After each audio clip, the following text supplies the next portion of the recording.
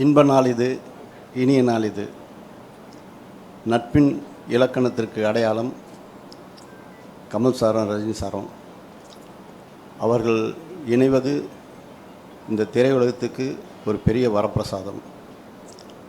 இந்த இருவரைக்காகவும் தன்னுடைய எழுத்துப் பணியை நிறைவு செய்யும் அஸ்வின் மாரிமுத்துக்கு எனது ஆத்மார்த்த வாழ்த்துக்கள்.